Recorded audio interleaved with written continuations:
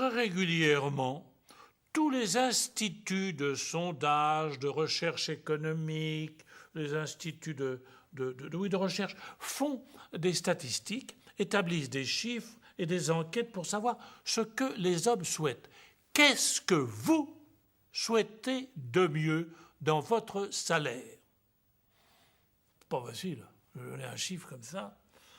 Alors on peut être aidé par des sondages qui ont été faits dans les pays du monde entier. On a sélectionné 10 pays qui avaient une configuration économique différente. On n'a pas pris que des pays riches ou que des pays du Sud ou que des pays pauvres. 10. Et je vais donc intituler ma parabole simplement par un chiffre qui est facile à retenir et qui est très parlant, 20%. 20% de mieux. On a été, encore une fois, ça a été fait très sérieusement par des économistes très fidèles. On a fait donc cette recherche. 20% de mieux. Le résultat est assez émouvant. Je n'aurais jamais imaginé cela. Les hommes sont relativement modérés dans leurs revendications. Oh, ça ne nous empêche pas de participer à des manifestations avec des bannières au vent, etc., etc. Mais finalement, le résultat est beaucoup plus précis, réel et modéré. La première chose, c'est que presque tous déclarent, ça, c'est le premier constat évident, presque tous déclarent leurs revenus insuffisants. Bon, il fallait s'y attendre. Ce serait étonnant que ce ne soit pas le cas. Deuxième conclusion, et celle-là est beaucoup plus étonnante et pointue. On situe relativement très près de soi l'optimum souhaitable, désirable. Et au fond, ces sondages nous révèlent un peu l'histoire de l'appétit des hommes pour être raisonnablement à l'aise. Tout le monde souhaite simplement 20% de mieux. Mais ce n'est pas suffisant de s'arrêter à ce chiffre et de le donner comme cela. Il faut le comparer. Tous avouent que, au fond, 50% apparaîtrait un peu superflu. On n'a pas forcément besoin de 50% de mieux. Que 100% ce serait injuste, que 200% ce serait scandaleux ou impossible.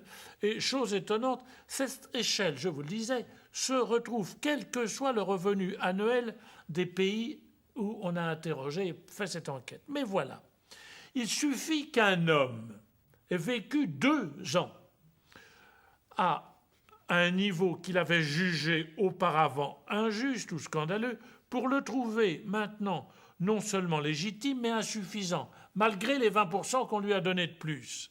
Ainsi, en 20 ans, le PIB, c'est-à-dire le produit total brut de la nation française, a augmenté de 53%. C'est-à-dire, nous avons eu en amélioration générale 53% de mieux.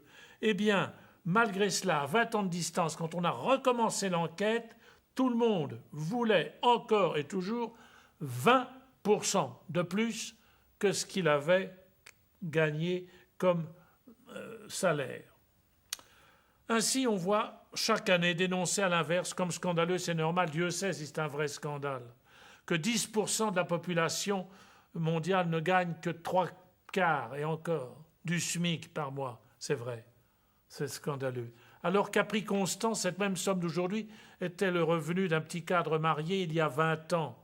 Et que dans des pays démunis, plus démunis que nous, comme par exemple l'Algérie, le salaire moyen, c'est cette somme divisée par 3 par mois. Ainsi, ce qui est jugé inférieur au minimum vital en France apparaîtrait scandaleux pour un habitant de Cuba ou d'ailleurs.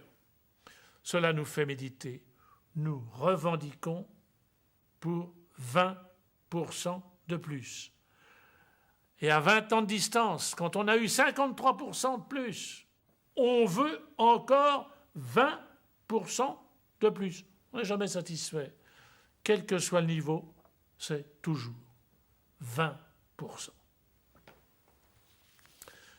La prière, la pauvreté évangélique, tout ce que dit notre Seigneur, ne cherchez pas à amasser dans vos greniers, commence le jour où l'on accepte de ne plus penser à ces 20%, de ne plus rêver seulement à ces 20%, comme nous serions heureux si on les avait chassés de notre tête,